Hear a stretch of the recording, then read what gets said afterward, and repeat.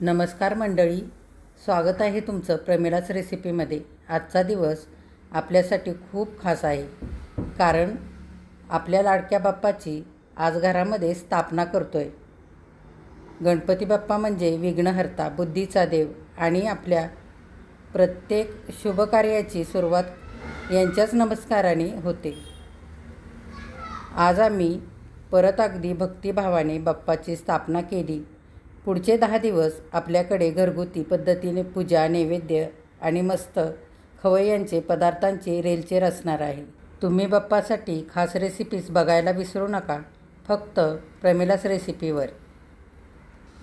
मी माझ्या चॅनेलवरती गव्हाच्या पिठाचे बिस्किटासारखे खुसखुशीत तळणीचे मोदक आणि उकडीच्या मोदकांची रेसिपी टाकलेली आहे, तर तीसुद्धा तुम्ही नक्की बघा।